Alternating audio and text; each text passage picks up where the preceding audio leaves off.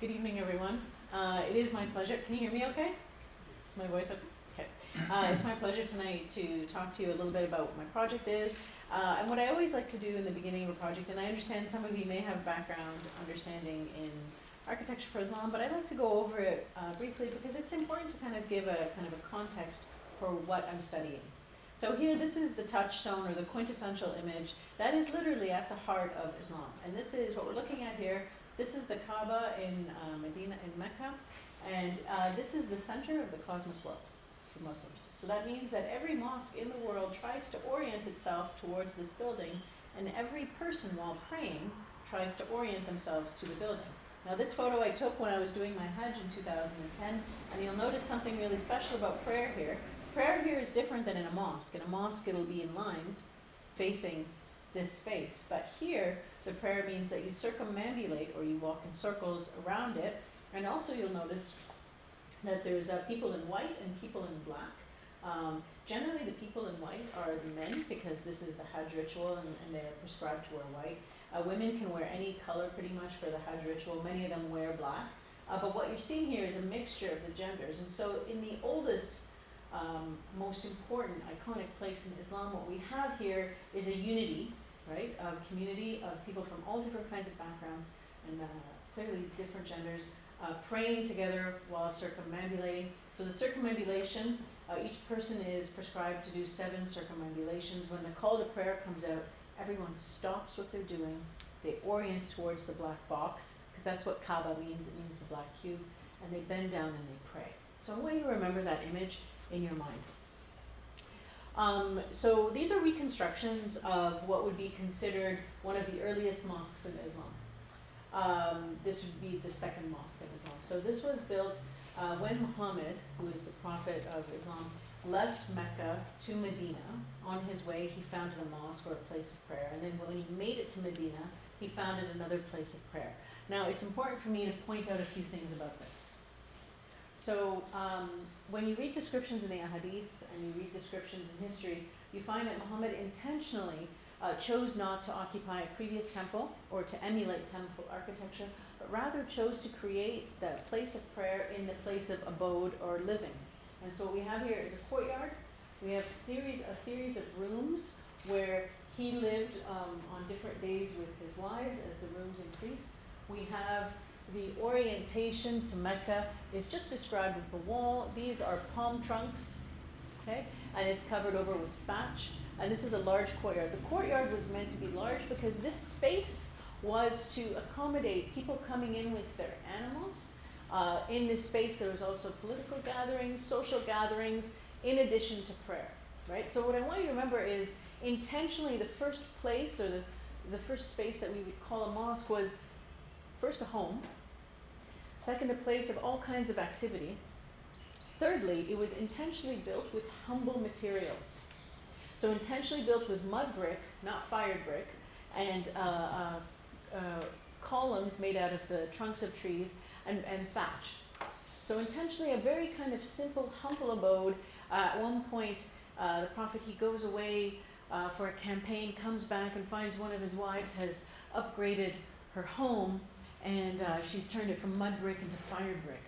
And he says to her this quote that sometimes I use in my lecture, and he says, "Nothing will undo the good Muslim than spending money on architecture." And it's always, oh, wow. Okay, so this is interesting. And if we look at that, what we see here is a really kind of a humble sense. So what is the mosque? If I've just described all of this to you, what is the mosque? Well, the mosque, arguably, is community. It's the gathering of people. And the mosque is formed when there are people gathered together. And this is how you pray here. People gather shoulder to shoulder, facing the orientation, and they bend down and pray. Okay? So what's required to be a Muslim? So these would be the 5 requirements to be a Muslim. The proclamation in faith and in one God, and that Muhammad is his prophet. Prayer, so there are 5 prayers a day for every Muslim. Those prayers are guided by the movement of the sun. The calendar of the year is guided by the movement of the moon. The other requirement to be a Muslim is regular charity. In fact, there is a number ascribed to it. It is 2.5% of your stable earnings, so not your liquid, not the money you've spent, but money that you've saved, and that includes even jewelry. And so that every year you have to be giving out charity in what you have, that you are to fast the month of Ramadan. You may have heard of this. This is a lunar month, and then the fasting starts from dawn until sunset for each day of this lunar month. And the idea with fasting is to purify the soul and to purify the self. And ideally with really good fasting, you are to kind of bring yourself to that humble state. In all the ahadith descriptions I've read of the life of the Prophet, he lived a very simple and humble life. He slept on the ground, intentionally on a kind of a rough mat so that he wouldn't oversleep. He ate minimally and talked about how the belly should be a third air, a third water, and a third food. So we're talking about a humility, and the fasting, if done properly, will help focus on the kind of sacred aspects of your faith, but you're also fasting not just from food and water, but you're fasting from any kind of bad behavior or bad thoughts that you want to kind of purify from yourself.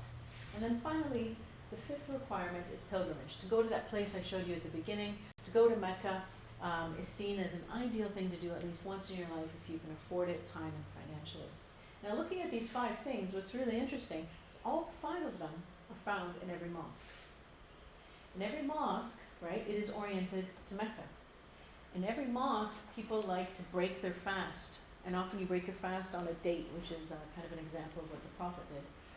In every mosque, you give your charity to help the charity to go out to other people. In every mosque, you perform your prayer, and in every mosque, the proclamation is written. So in Islam, you've probably noticed that there is very little focus on the human form as far as surface elaboration or decoration. But what I want to get to is that the human form is inscribed in the building in another way, right? If we look at the proportions of the body and the movement of the body, these are the movements of the body in prayer. You start standing, you bend down at the waist, touching your knees. You then sit on the ground in this fashion, and you bend down with your head touching the ground. And this is the final act of submission in prayer, in that you are submitting your body and yourself to God. And the word submission is actually the translation of the Arabic word Islam, right? So this idea is that you submit yourself to God and you stand up. When I say that the body is inscribed in the mosque, with the development of carpet designs, what we have here is the proportion of the carpet is in fact the length of a body, right? While bending down, so this dimension right here. So that if you walk into a mosque, the important thing about the carpets, if they were designed for this purpose, is they reinforce the orientation. So wherever you stand, you're orienting yourself correctly. They generally also kind of denote the space of a body standing. So you can have people standing here, and then ideally you should be touching shoulder to shoulder for this idea of unity. The really other beautiful thing I find about some carpet development, now obviously you can have very simple carpets, and you can repurpose other carpets, and in fact you can even pray on newspapers. People pray on anything as long as it's clean. But the really beautiful thing about some of these carpets I find, when you look at them, is they're abstracted forms of architectural niches or arches. So it's as if you're praying into a virtual portal connecting you to Mecca. Right? So those are just a few moments that I'd like to highlight. So the requirements. So what was required of the very first mosques? Okay. Cleanliness. Space had to be clean. You yourself had to be clean. You go through a series of rituals to be able to wash. You have to wash your hands, your arms, your face, and your feet to be ready spiritually and physically for prayer.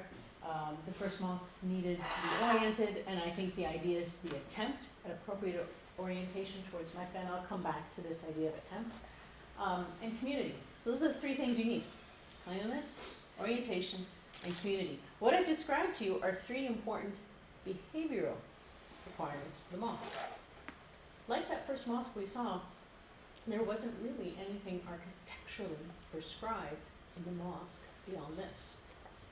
So what was added? So the question is, when we see the architecture of the mosque start to evolve and shape and grow in different parts of the world, some of the first things that happened during the lifetime of the Prophet would be that the Prophet, in order to be seen in that courtyard, would stand up on a piece of wood. And that piece of wood became the first version of a minbar. Okay? The columns were added to support the palm-roof roof, reinforce the orientation. And then the friend of the Prophet Bilal was asked to go up on the roof and call to prayer. So there was no minaret. There was a call to prayer, and that happened from the roof. So over time, the elements that developed is that piece of wood developed into an actual minbar, an actual pulpit. The first pulpit that was ever seen in a mosque was in Cairo. It was a gift from the Coptic priest, the head Coptic priest of Egypt, to the then leader of Egypt, Amr ibn al-As, in the 7th century. The Caliph in Baghdad said, don't use this. This is too much like a pulpit in the church. Why would you use this? But Amr ibn al-As really liked it. He liked the form of it. He liked how he could step on it and be seen. And it became so popularized that the shape of this pulpit has not really changed since that time, right? And this is what's traditionally been called the minbar, okay? The mihrab, which is the niche in the orientation wall. So when you walk into a mosque, how do you know the orientation? Well, certainly if there's a pattern on the carpet, or if the columns, they'll help orient and reinforce that. But another way of reinforcing the orientation to Mecca would be to pick one wall and make it special. And you made it special. Earlier ways of making it special was to carve a niche into it. This is called the mihrab, right? And this mihrab, this niche, was previously used in both synagogues and churches to symbolize the orientation to Jerusalem. So borrowing forms. What I'm showing you here is that the development of Islamic architecture happened as a kind of an accretion of cultural elements from other architectural forms, and that's completely normal. No architecture is really born out of nothing, right? There's always lots of borrowing and development happening. The call to prayer appropriated different types of vertical elements, because what the Muslims wanted was not necessarily a higher place to be able to hear the call to prayer from, but a landmark, something that was visible from far away, something that gave some identity. So this has been said to be borrowed from, the form of the minaret has been borrowed from church towers, bell towers has been borrowed from the Library of Alexandria Lighthouse, and there's many different theories about these kind of vertical elements and what inspired the shape of the minaret. And in every region, in every cultural region, the shape of the minaret is quite different, as it's borrowed from other pre-Islamic sources. Local architectural elements such as the Iwan, which is like a deep arch, centralized dome, arches, vaults, grew to be part of mosque design in the different regions. And so the shape of the arch, usually you can tell from which part of the world by the shape of the arch, because again, these are inherited from pre-Islamic culture. And then finally, what was added to mosque architecture is the water element. So different types of water element needed for ritual washing. So it could be assumed that people do the ritual washing at home, but at the mosque it would be nice to be able to do that. So different types of water elements were integrated, everything from a centralized fountain to spouts outside the building, to spouts inside the building in the courtyard, and so forth. So today, the question is today, is there a need or an architectural requirement for certain elements, such as domes and minarets? That's always the first question people ask. Do you have to have a dome or minaret? What are the religious requirements of mosques today? How does a mosque connect to its location and people? And is this different in a Western context? So those are my questions that I decided to work on with this project. So the extended project that I just completed was a study of mosques in Canada. So today I'll be talking very briefly about that. But I've just started a study of mosques in Australia, so I'll also be talking a little bit about the ones I've seen so far in Australia and some of my thoughts on those. So in Canada, I visited 90 mosques in 53 cities. And so when I visit a mosque, what I do is I spend time in the mosque. I'm a practicing Muslim myself, so I use the mosque. I interview people who use the mosque. I interview members of the governance. If I'm able to, I'll interview the architect. And I try to learn about the history of the mosque. In Canada, there's almost 100 years of construction, of mosque construction in Canada. Some of the earliest Muslims came to Canada and converted in the late 1800s, and the first mosque was built in 1938. But before we go on, we have a question here. I have a question for all of you. So what we're looking at here, this is a typical map of the world, right? To everyone, does this look like a pretty standard map of the world? Yep. Right? Does anyone know what this kind of projection is called? Not counted. Yes, correct. And what's the issue with this kind of projection? think I is too small. Pardon me? I think I is too small. It's what's too small? Too small. It's too small? Yes, okay. What else is the problem? It's distorted. It's distorted. How is this projection distorted? Greenland is humongous. Okay. Okay. So the world is a sphere. That seems pretty obvious. But the way it's been flattened out here, right, is it's exaggerated the proportion of and the relationship of the geographies to each other on the latitude, right? So this isn't actually an accurate representation of the size of the continents, you're exactly right, or their geographical proximity to each other. Now, before this, when Islam was, I'll use this map now. When Islam was founded here in modern day Saudi Arabia and it started to spread out, it spread out in both directions. It went west as far as Morocco and Spain, and it went east as far as India and even as far as China, right? And it went even northeast up until what's present day Afghanistan, okay? And so early on with this spread of Islam, a question came up that was really important. And that question is, how do we figure out how to orient ourselves to Mecca?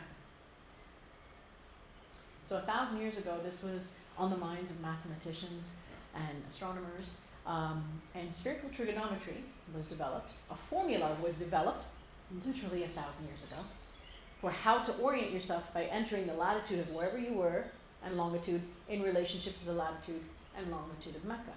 And then that formula would give you the answer. Now, to make life easy so people didn't have to do formulas all the time, they developed this device called an Astrolabe. It's just kind of like a moving ruler, circular ruler that you can move, and you'd be able to kind of input the information and be able to use it. It was doubly useful to be able to orient yourself to Mecca, but it was doubly useful for all of the ships navigating and the mercantile trade going out. Okay? Also, to make life easier, there was someone's full-time job. His name was the Miqat, and he would literally be marking all the dots, the times of prayer and the times of the year for each mosque, in addition to figuring out the orientation to Mecca.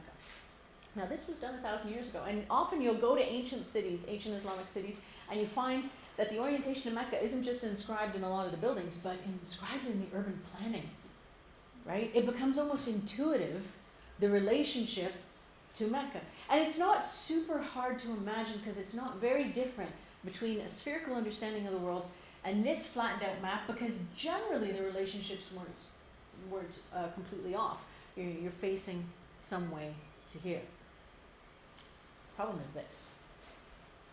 So somehow, 100 years ago, when Muslims started building mosques in Canada, they didn't know about, they didn't research, wasn't on their minds, this idea of spherical trigonometry or this calculation. And so what was used to orient the very first mosques in Canada was Compass. this map. And so if you use this map, and you're somewhere here in Canada, what do you think the orientation to Mecca is from Canada? East. Southeast. Southeast, right? So the first mosques in Canada were built southeast. And sometime in the late 70s, the mathematicians and astronomers in the community started researching and investigating this. So there's Canada and there's Mecca. Let me show you another map. There's Canada, there's Mecca. So how spherical trigonometry works, this calculation, it's called the Great Circle calculation. And how it works is, imagine taking a piece of string on 2 points with pins, and you pin one on Mecca and pin one on wherever you are. It will describe a perfect arc there's only one particular arc connecting any 2 points in the world on a sphere, right? So that gives you the shortest distance to Mecca from anywhere you are. So looking at it now, what's the orientation? North. That's it. It's north. So it's basically somewhere. When I did my study, and it was interesting with the latitude and longitude, when I went up to the Northwest Territories, so that was the most northern and the most western part of Canada I went to, and then when I went to Newfoundland, which was the most eastern part of Canada, what I saw was a shift from north 6 degrees east to north 73 degrees east. But it was always north. That is the shortest distance. And so the first mosques built in Canada actually had to get modified. right? And this is what I studied. So in my study, I comprehensively looked at, I looked like one of those, you know, those films where people are like pasting up pieces of paper on the wall and connecting things with strings. That was exactly my office. I have, because what I produced in this study was an architectural drawing for each building I went to. And I had them all properly oriented into the same scale, pasted up on my walls of my office. And I arranged them geographically as I moved from west to east, and I saw it. I can see the shift. And in the first mosques in Canada, after this calculation was rediscovered, and then tables have now since been published, and there's even online calculators now, so you don't even have to know any trade to do it. These mosques had to get modified, but subsequently, 90% of the mosques I studied were within 10 degrees of accuracy using this method, right? So clearly something is catching up, and what I saw on my wall with these plans were the mosque plans shifting from 6 degrees to 73 degrees. It's really interesting. So think about that cosmologically. Let's take that for a second. Think about that cosmologically. That is the first step in translating the idea of the religion to where you are. This cosmic connection. What could be more esoteric, more beautiful, and more grounding than this idea of connecting yourself to the cosmos in order to connect yourself to the rest of the global community, right? And reconciling the reality of where you are. So it begins there. And this is what was so special for me in researching this project. I'm going to show you a few of the buildings I looked at just to give you a sense. So this is the first purpose-built mosque in Canada. It's called El Rashid, and it was built in 1938. And it was a joint effort. So 1938, this is the Great Depression, right? So the Muslim community, a large number of immigrants from what is today called Lebanon, and converts, saved money, did sales, but didn't have enough to purchase this, or to pay for this, I'm sorry. And so they got contributions from members of the local Christian and Jewish community, and the land was donated by the government.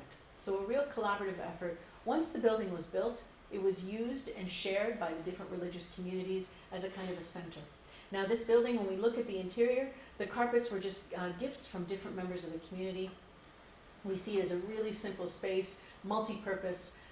It has since been moved twice, and now the community has outgrown it. It's become part of a public heritage museum in Fort Edmonton that you can, if you're going to see it, you get to see it as part of that kind of history of Canada. For every building I visited, I produced an architectural drawing. So an architectural drawing is important for me because then I could compare scale and orientation. Okay? So here you can see the scale on the bottom. This is a very small building. The things I not documented were two important things on every plan. The yellow box, and inside it would be a number, gave you the orientation to Mecca. And the gray is the location of men praying. The red is the location of women praying. And then the way the lines are connected tells me a little bit about the architecture. So this means I'm cutting through walls and windows. And if I don't have any architectural elements between the colors, that means that there isn't an architectural element. So this is telling me that women just prayed behind men and there was no wall. If I'd drawn a wall, they'd know what was going on, right? And so this was important to me to document because what do you notice about this first mosque in Canada? There is no wall between men and women. And it was when I read all the descriptions, and I interviewed someone. Okay, so this was built in 1938. I interviewed Judge Edward Sadi, who was 6 years old when this was built. He's still alive. So we had a nice chat about this project, and what he remembers for the first few decades is that this mosque operated like a community center. Men and women prayed in the same space without an architectural divider, and they just respected community. And when you read descriptions of how to pray in the ahadith, the descriptions are always behavioral. There is never, ever, in any religious document, in the Quran or in the ahadith, saying that you have to build a wall to separate between men and women.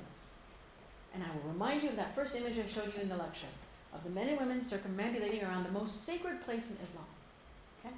In fact, what my PhD research uncovered, because I went through all the sources, is that for the first 600 years of Islam, there was no architectural division between men and women. There was never an architectural division between men and women for the first 600 years of the faith. Men and women reconciled how to pray together behaviorally. There are ahadith describing lowering your eyes, ghad al-basar, right? There's ahadith describing the Prophet cutting his prayer short because he heard a baby crying and didn't want the mother to be upset. There's ahadith describing behavior of going to the mosque, not just having eaten garlic or onions, right? About perfuming yourself. There's a hadith describing behavior, never walls, right? So where did the walls come from? Again, these are social or cultural accumulations, much like those other cultural accumulations people assume to be part of the requirement of the mosque, such as the dome or the minaret.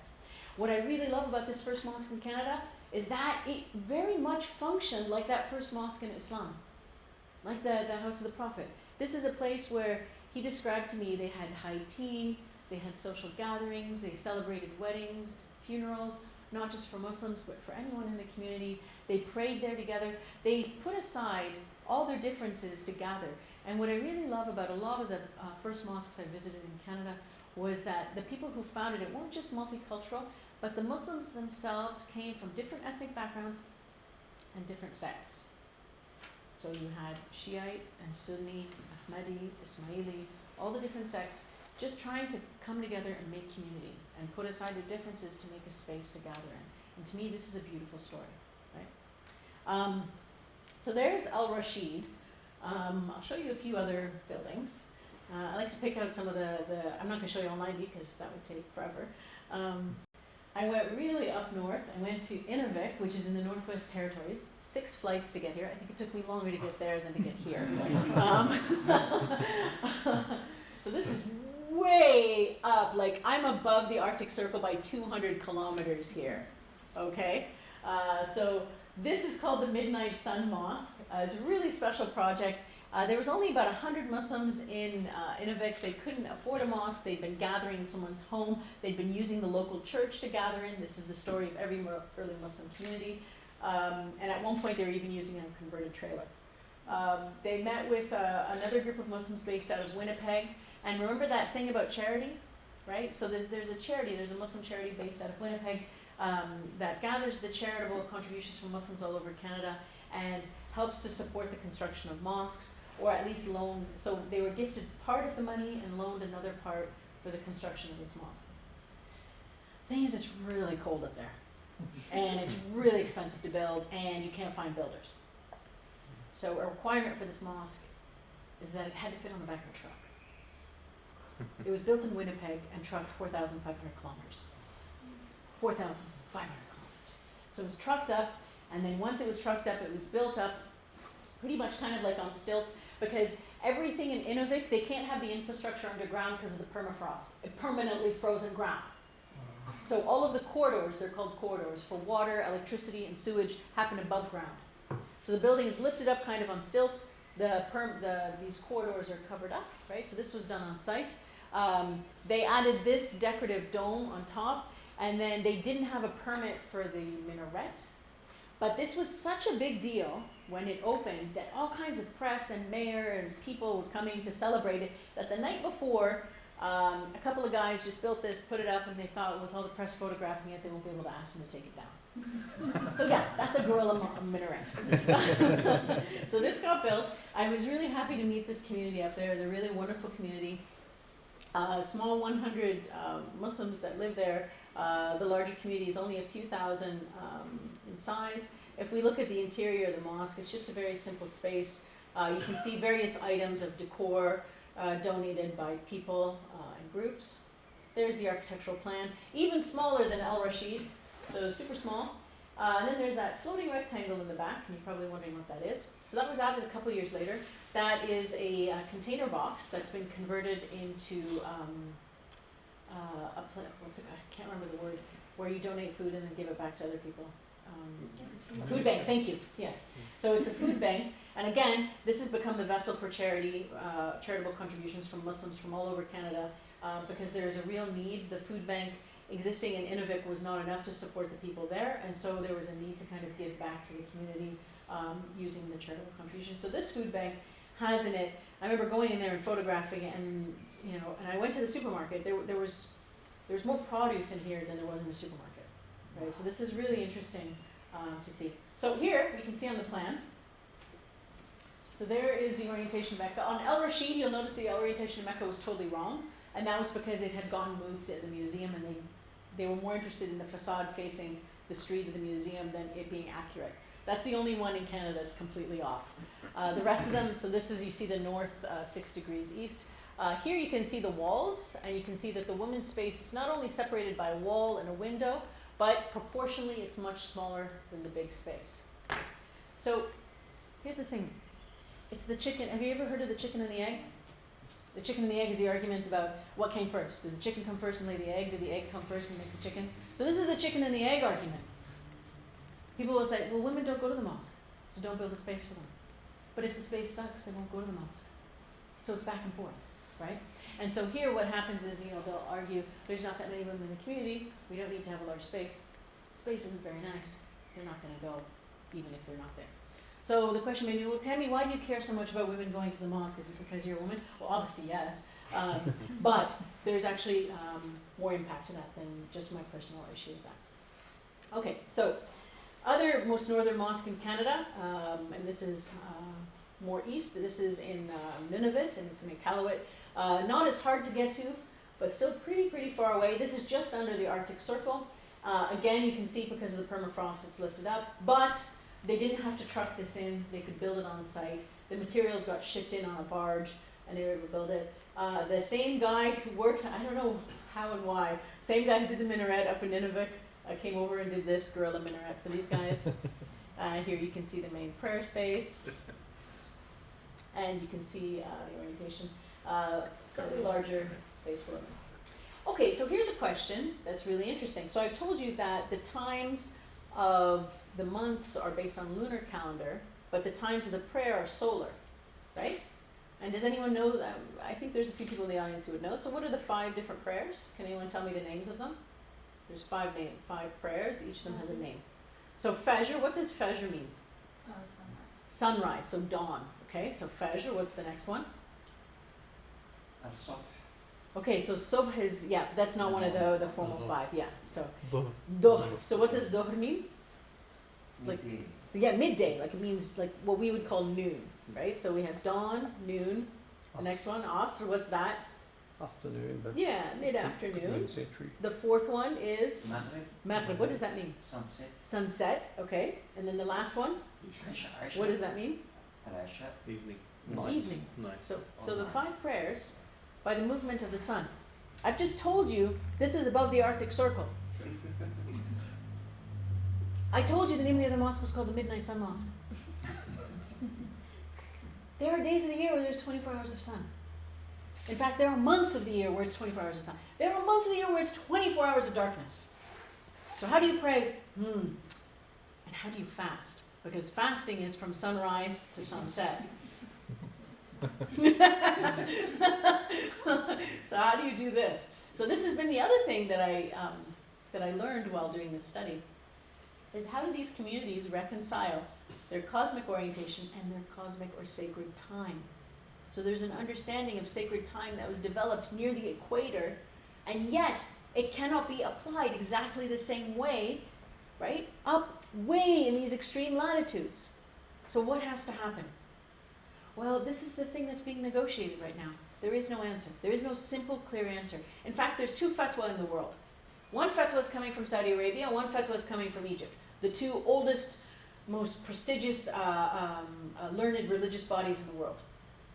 So the fatwa from Egypt says, figure out the time for Saudi and follow those. So if in Saudi Arabia, Fajr is at 5 a.m. and Maghrib is at 6 p.m., follow that, that's good. What does the fatwa from Saudi Arabia say? Well, I can't say the same thing. Heaven forbid they'd ever agree on anything, right? So the fatwa from Saudi Arabia says, follow the times of the nearest city. That's it. Egypt? Yeah. So in both of these communities, there was an internal rift, a debate, even until as we speak, there is a rift about which one to follow. And they shift. They shift. Sometimes they follow sometimes they follow Mecca, and sometimes they follow the prayer times to the nearest Canadian city, which you'd have to go pretty south to get anywhere to get some decent times, right? Because even if you go to like Edmonton, that's still pretty extreme. I mean, I'm in Sudbury, and I was fasting 19-hour days. It's getting really hard. So this is interesting. So here they're kind of reconciling how to kind of figure out prayer times in a land that is so far away, right? I could go on and on about this. There's actually more complications to it than just that.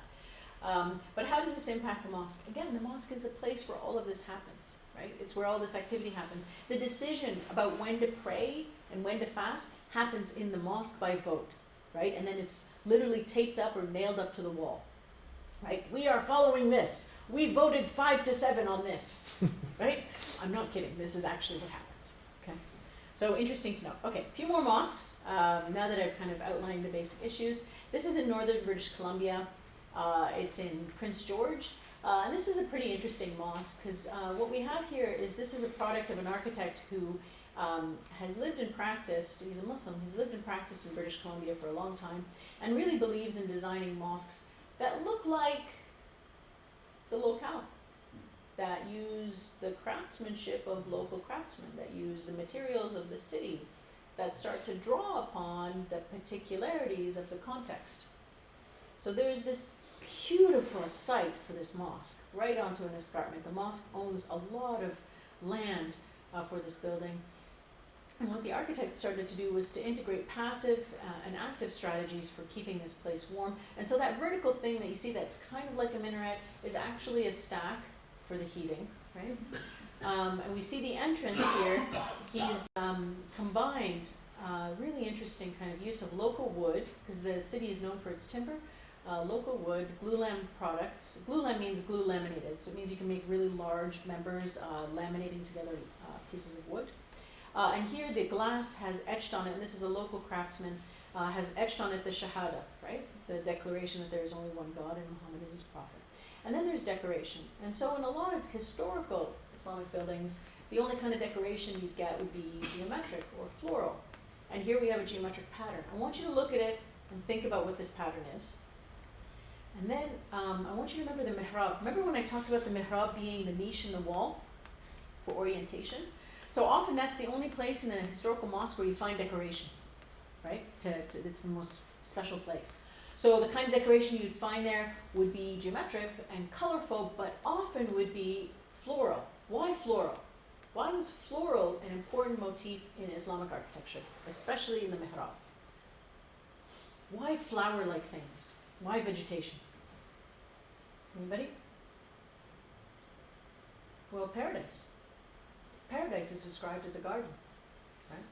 And you're praying, you're fasting, you're going to the mosque because you want to go to paradise. And so you have a virtual paradise described to you in the mihrab, often. Take a look at this mihrab. So rather than try to draw a virtual paradise or make patterns of it, the architect just unveiled the beauty of the site. And to me, what's extraordinary about this is that paradise here is Canadian.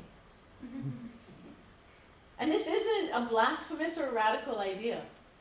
Look at how paradise is described in every one of the historical Islamic countries, and they always use vegetation from that location. So it's pomegranates if you're in Iran, and it's lotus flowers if you're in Egypt, right? It's specific, right? You go. I've looked at carpets and I've looked at wall decorations, and always the floral design is what the artists know. It's always the location, but it's always like a piece of home too. They want to imagine that home is somehow a part of paradise. This is a really beautiful moment. Also, it is a kind of prayer to contemplate God's greatness. And you cannot contemplate God's greatness better than by looking at nature, because that is the work of God. And so by contemplating nature, you're contemplating paradise, you're contemplating the work of God. And here, the nature you're contemplating is situated to the location that you are in. Another way to ground the mosque exactly where it is. These are some images inside the mosque. This is the glue lam I was telling you about, so you can get large timber framing the space by laminating it together. And you can see here, in this mosque, the men are on the ground floor and women are in the balcony. It's glassed in. There's the view from the women's balcony above. There are the architectural plans. And you can see that behind the gray, behind the mosque, is another really big space orienting the same direction. What's that really big space? I'll give you one guess, but I'm going to tell you something about it. It is unequivocally the most important space in every mosque I went to across Canada. It is what every Muslim in every mosque either wanted or was the first thing they spent money on after the prayer hall.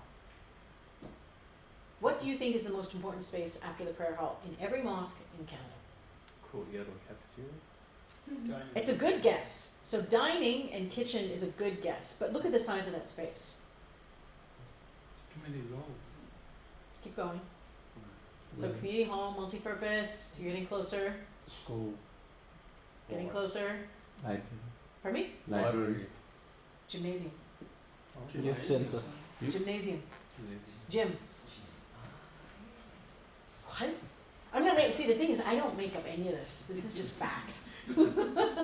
This is numbers. So why the gymnasium? Because it can do what you just said. It can be multi-purpose. It can be a hall, right? You can have a small kitchenette attached to it and have dinners and weddings and parties and social gathering. It's oriented the same direction as the prayer hall because you can extend out and use it to pray in. But why a gym? Youth. Because you want to make going to the mosque fun. And the mosque is now functioning more like a community center than it ever has before. And if you want to keep those second, third, and fourth generation Muslims going to the mosque, well, there's got to be something interesting as well to do. And there's got to be a kind of a creation of a social, healthy atmosphere for them. And then ideally, if it's a multi-purpose space, yes, they play basketball in it or play games in it. I've even seen them screen hockey games. Yeah, this is Canada. Screen hockey games in them. They'll have the school activities in them for sure, weddings and parties, voting. I've seen citizenship swearing-in ceremonies, so it being used by non-Muslims as well. So just imagine it, right? This is the most coveted space after the prayer hall. And in fact, many mosques are designed with a prayer hall that's kind of like a gym as well, and the carpets just get rolled out when you need to pray. I'm going to keep going, because I did not expect to spend this much time on the first few mosques. So I'm just going to show you some images, and then I'll get to the Australia ones. So this is in Burnaby. This is in a Smiley Jamaat Khana.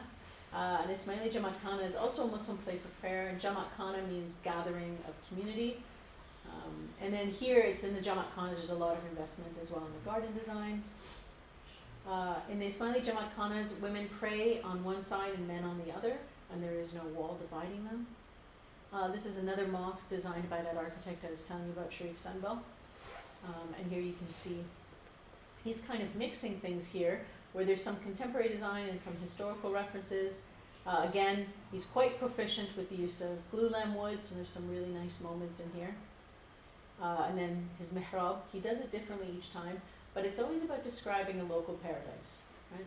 And I really find that very evocative.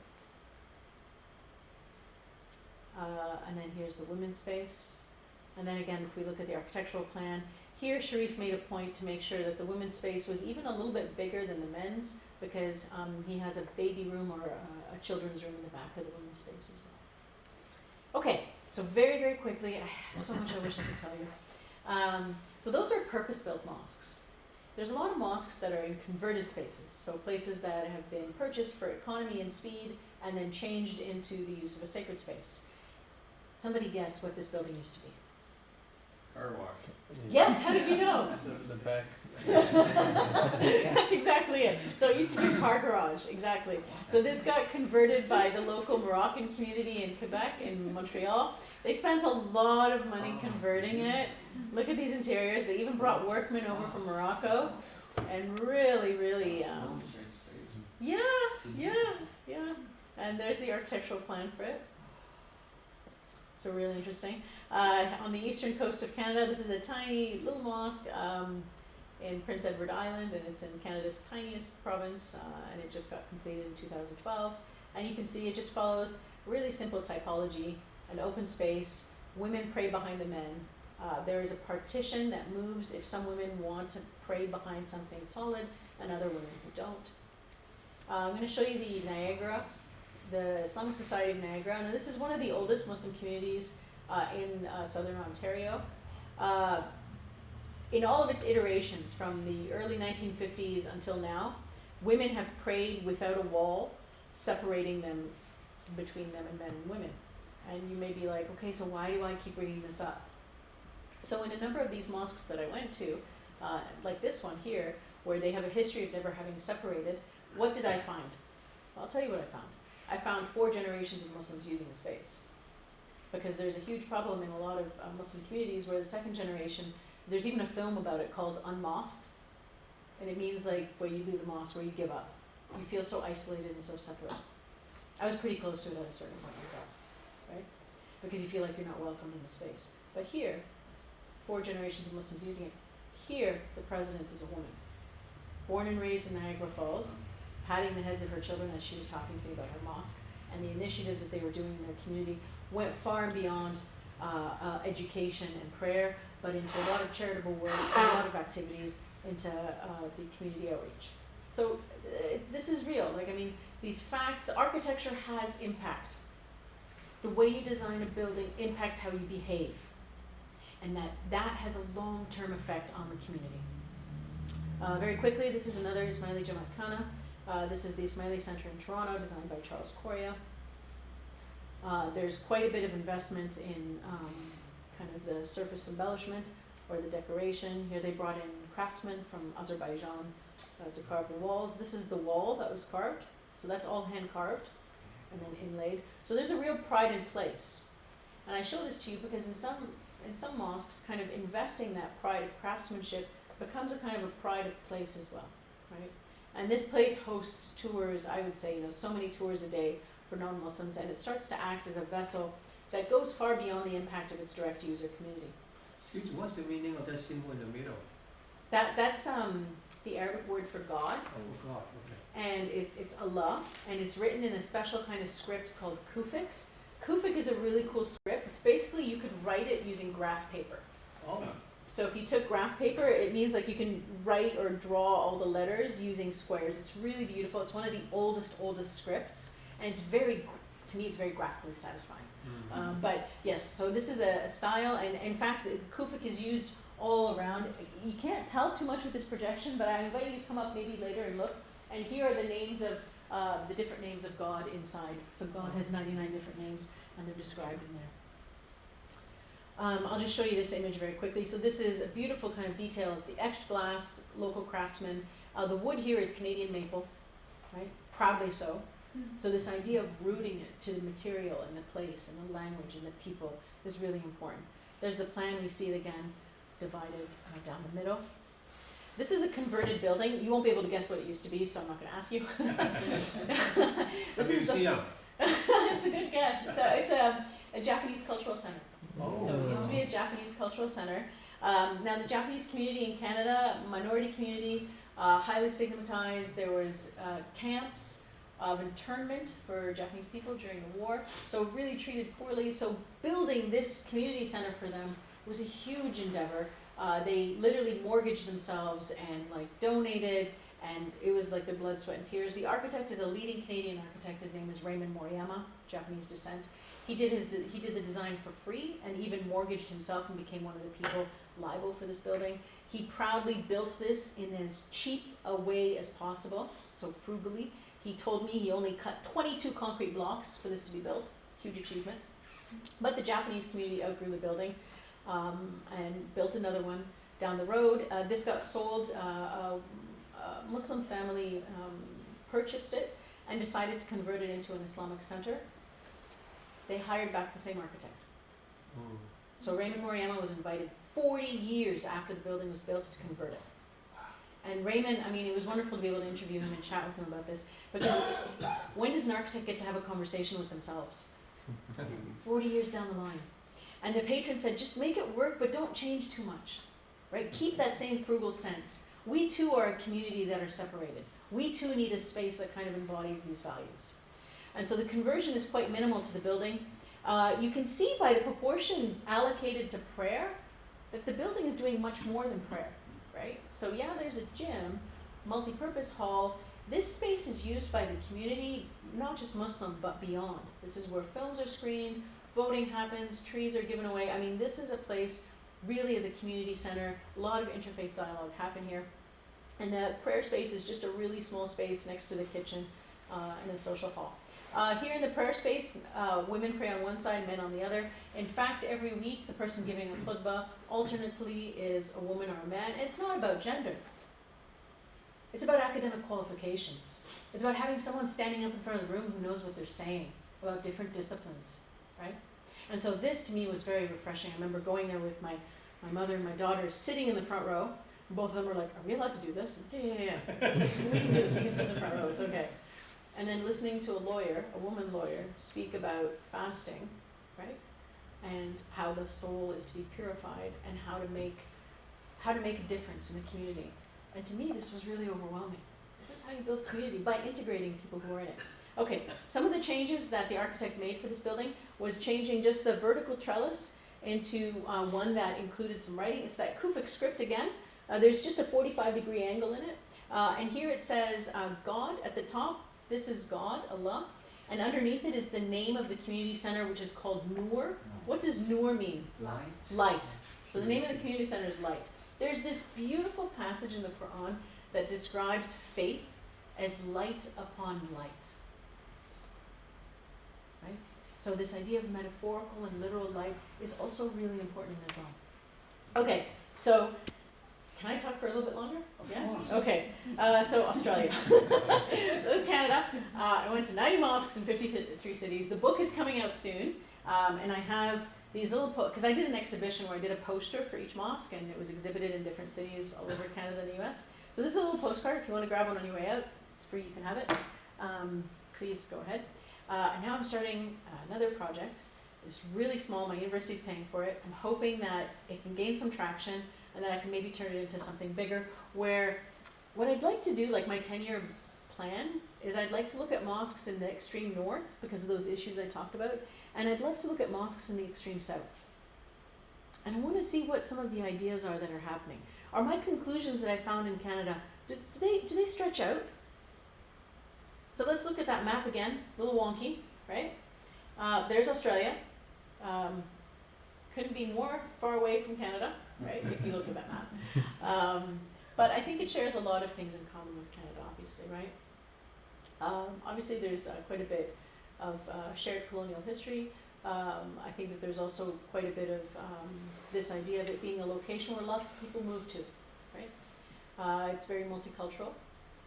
It's also really extreme as far as latitudes go, and I'm really interested in that. So if we look at it on a sphere, again, I apologize, these maps are really quick. These are not mine, I need to make better maps. But there we see the relationship of Canada and Mecca. And then now let's look at Australia and Mecca. So what's the relationship between Australia and Mecca? What's that orientation? Northwest. Yeah, so you're facing west, kind of north, depending on where you are from Australia. Think about that. Praying westwards to Mecca, right? And one of the prayers was called Maghrib. Yes. And Maghrib means the west. Exactly. But the mosques are facing west here.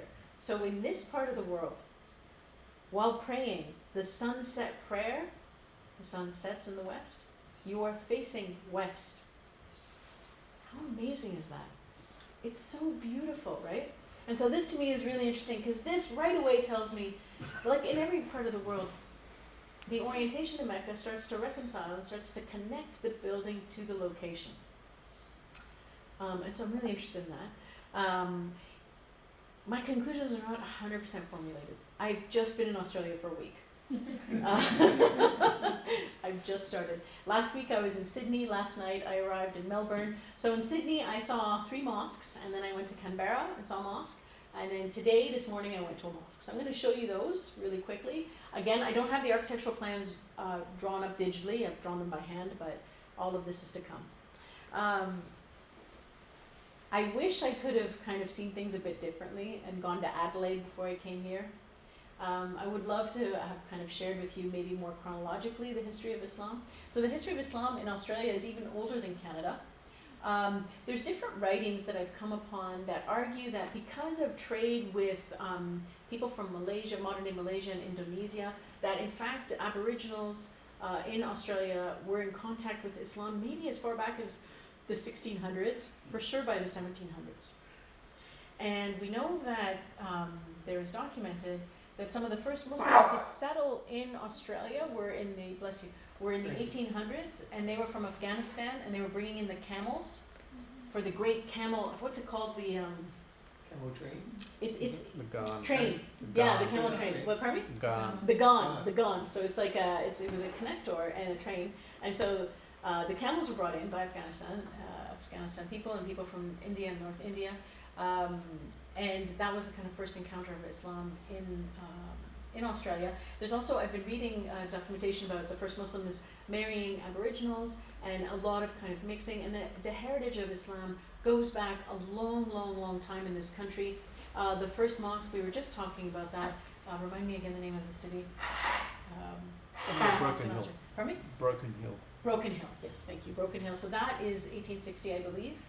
And then the oldest extant or existing mosque in Australia is in Adelaide. They used to call it the Afghan Chapel, and so now it's called the Adelaide Mosque. So I'm going to go see that in a few days. I wish I could have shown it to you tonight, but I haven't been there yet. So that's the oldest one. So we have a really rich history that is a little bit older than Canada, but I think parallels a lot of the same, around the same time. So some of the ones I went to in Sydney, this is the Lecomba Mosque, and it was founded by the Lebanese Muslim Association. Now the association formed in the 60s, and this mosque was built in 1972. Pretty simple mosque as far as architecture and space, and you can see here the kind of the use of what I call some abstracted historic motifs. So I would argue that there's more or less 3 architectural styles. There is historic or neo-historic, means you're referencing historical elements really heavily, right? Abstracted means you're kind of using historical elements but simplifying them or abstracting them. And then I would argue the last one would be contemporary, right? That means you're kind of using a whole new language. Now there's benefits and drawbacks to, I think, each style, and I don't want to kind of cast judgment too much on any of them. I think that with historical styles, people use that as a way of kind of nostalgia and reference to home, right? When you abstract it a bit, it becomes a bit more inclusive. So here, it's also probably cheaper to build. So this is a really simple building. Here you can look at the interior. West meant that it was facing a corner, and so they reconciled the corner by making the mihrab and minbar one element, and then the lines of prayer on the carpet are just literally 45-degree angle corner of the building. The only bit of embellishment or spending a little bit of money was the dome and painting the inside of the dome. But it's a very popular mosque used by a large number of people. Another mosque I visited in Sydney is, I'm probably going to say this wrong, the Gallipoli. See, I knew I was going to say it wrong. So the Gallipoli Mosque, you can probably tell, was built by the local Turkish community. Now this community, this society formed in the 1970s in a converted home originally, and then they were able to demolish that and have a purpose-built mosque designed in 1999. Now, I knew it was a Turkish community before I even talked to anybody because of the architecture. So this is a great example of neo-historicism, or like quality historical work, because there is a clear reference to a type of mosque that is common in Turkey, right? The Ottoman mosque. And I could get into that, but I'm not going to. But I know that it's an Ottoman mosque because of the centralized dome, the smaller domes around it, the pencil minaret, and even the nice small balconies on the ground floor and upstairs. So much was invested in this. Look at that ceiling, right? So that's all hand painted. And that's just the dome. And that's just a photo I took with my phone. So, I mean, the entire surface, I'll show you another photograph. And in the middle, you can guess, it says Allah in the middle. So there you can look at the space where all of the surfaces are covered in a lot of decoration, but it's all painted. It's all hand painted. If you were to go to an actual historic Turkish mosque in Istanbul, that would not be painted. It would all be what? Yeah, it would be tiles. So there's a city in Turkey that's famous called Iznik, where they custom make beautiful tiles, usually about this big, with these beautiful floral geometric patterns on it. And they'd be done in panels. They'd be designed not just as a tile, but designed as a panel. And here they've kind of emulated that kind of panel design, but it's all hand painted. So why do I talk about this? Why is it relevant or important for the community to have decoration inside the mosque? Anybody? Why is decoration an important thing? Maybe we could say decoration is not an important thing. I mean, some people certainly could say that. Anybody? Attraction. Pardon me? Attraction. Attraction, yeah, it's certainly attraction, pride, beauty. It's not a form of a person or an animal, because you don't want to, kind of end up worshiping something else other than God, right? You want to be in there to contemplate one God. And then there's this argument that with geometry, you are still in fact worshiping one God, because geometry has this beautiful way of being united and being connected and forming patterns, and it emphasizes a key idea in Islam, tawheed, which means oneness, right, or connectedness, right? So in many cases, it could mean that, or it does that. I think in a lot of cases, like in this one, it is about home. It's about nostalgia, right? It's about community. It's about finding a community far away from home, and there's a value to that for many communities who live far away from their home. Okay, so contemporary. I was really lucky I got to see this mosque because it's not open to the public yet, and it's locked up. And you may not think it's so special on the outside, but wait till I show you the inside. So this was designed by a local architect in Sydney. His name was Angelo Camlapas. I was really lucky that I got to meet him and chat with him about his design. He got to know the community really well and was really interested in designing something special for them. He is really good at using concrete and wood, and I'd like you to take a look at this. So here, the entrance seems to open itself out, welcoming you in. Instead of having a literal minaret, there is a kind of a vertical element in the building. The walls, okay, I'm an architect, so I geek out about these things. These are concrete walls that slide with wood inlaid handles. It's kind of beautiful, right? The craftsmanship here, to me, the high level of craftsmanship here is the decoration, right? And all those wood detailings, I really nerded out all over this building. Okay, so you go in and you do your ritual washing. So here's the ritual wudu area. Really beautiful, simple place, using a simple palette of wood and concrete, but then the light becomes the third material coming in, and the light is washing over you as you metaphorically and literally wash your hands and feet and body, place your shoes behind you. The really nice thing, and I chatted with the architect about this, he really understood Islamic ritual. Because in a good mosque, and when I say good, I mean one that kind of starts to prepare you for prayer, is it has to separate you from the outside profane world and the inside world where you're going to do prayer, right, community. So that threshold, that separation between outside and inside, can be done architecturally in a lot of different ways. The most banal way is to open a door in a wall, right? But you want to do something more than that. It's actually parallel to this idea historically in churches in the narthex, right? This idea of a transition zone. And in the transition zone, you physically and metaphorically transition yourself, maybe with water, maybe with socializing, maybe it's the sound of birds or water or whatever, right? And so the idea of transition can happen in a courtyard, but also I've seen mosques where transition happen in a tight, compressed area, right? So you're tightly compressed, and then when you're presented into the place of prayer, it seems special and different. So here you walk through the wudu area, you go through this narrow kind of hallway, and then you walk into the mosque itself. You ready? Okay. Yeah, right? It's beautiful. So this is called the Punch Bowl Mosque because it's in Punch Bowl. There are 102 concave elements. In each one of them, what you can't see is a tiny pinhole. So there's a tiny pinhole going the depth of the concrete, and the architect devised this element to be able to place it in there, kind of like a mini window, right? And it lets in light depending on the time of the day. Literally, light just comes poking through these holes all through it. There you can see the dome. So he's using concrete. This is cast in place concrete, and then the dome at the very top is made out of wood. Let's take a look a little bit more at the details. There's the dome. Now, if we go back a second, see these forms here? So they're partial domes, but they're also an abstraction of a historical structural method in mosques called a squinch.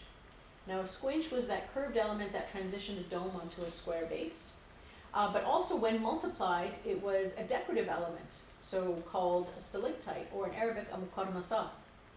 Okay? And so, take a look at that. I honestly, these photos are all from my phone. I haven't been able to download anything from my camera yet. So I just had to point my phone up, and that's what I saw.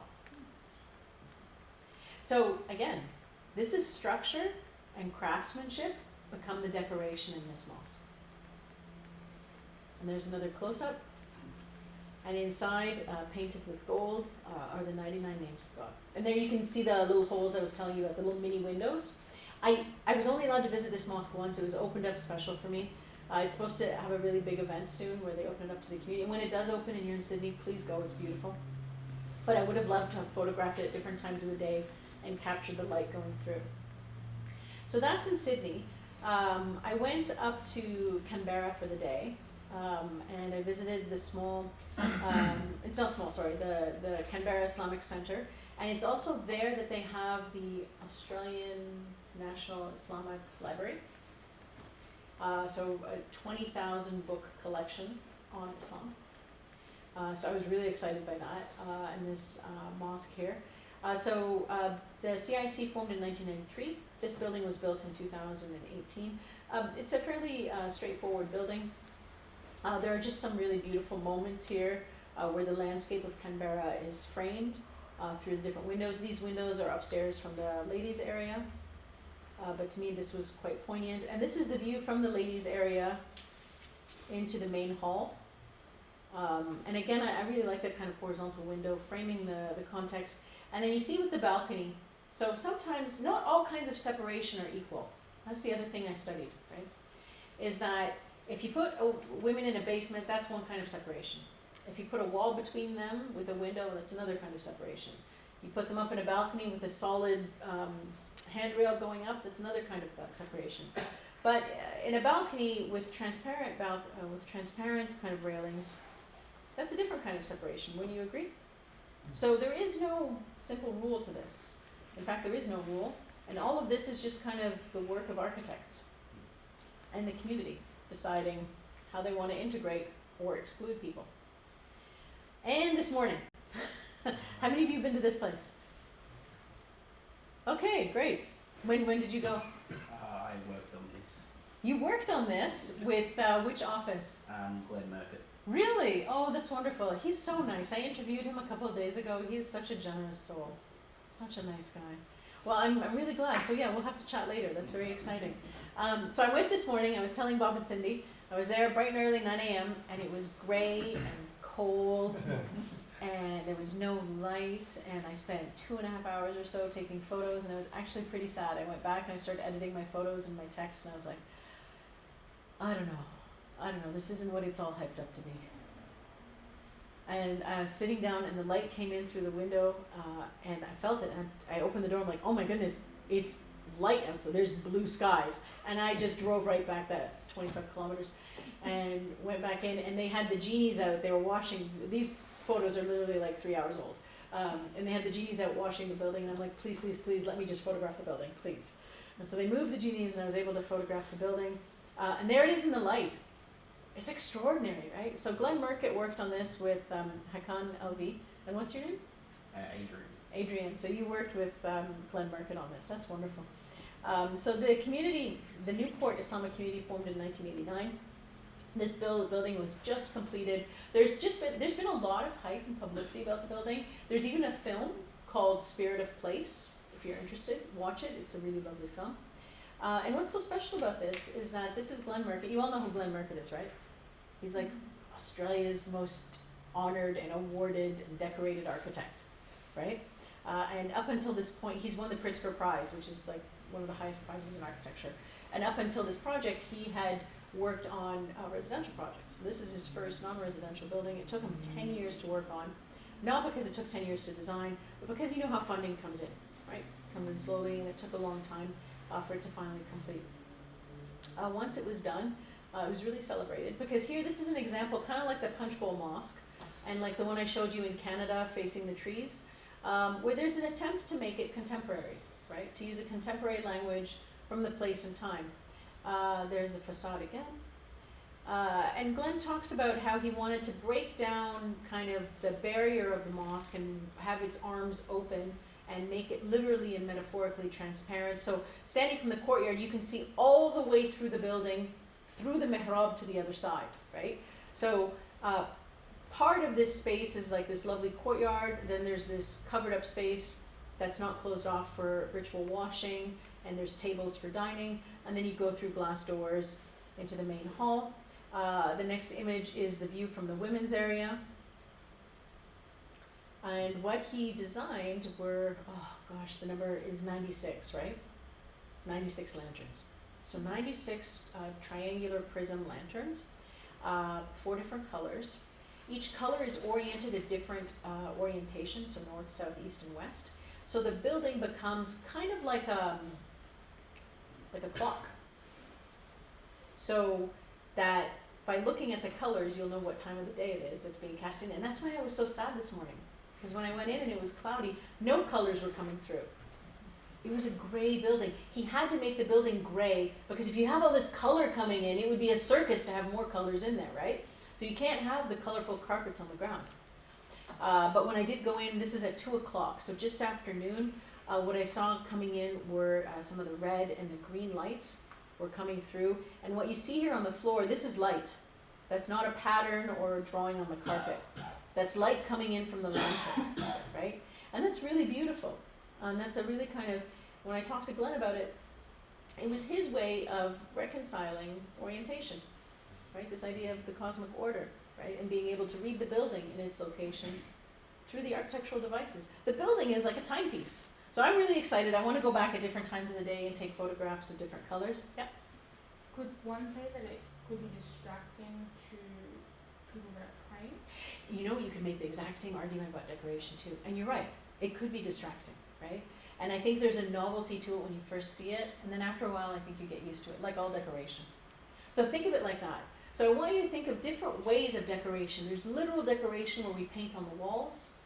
And there's decoration where there's craftsmanship. And there's even decoration like this where it's the light, right, coming through. And this is looking back the other way. Some of these moments were just so picturesque. I loved some of the detailing here, the cast in place concrete, the metal and wood handle, and the view into the prayer hall. Even this kind of staircase, very monumental-like. You turn around and see this really beautiful view of the site. The site, I think, I read that it's getting turned into a community garden as well, which is quite appropriate next to a mosque. And there's the main prayer hall. So upstairs was women, that was the first photograph. And then this is right here in the main hall, the men's prayer hall.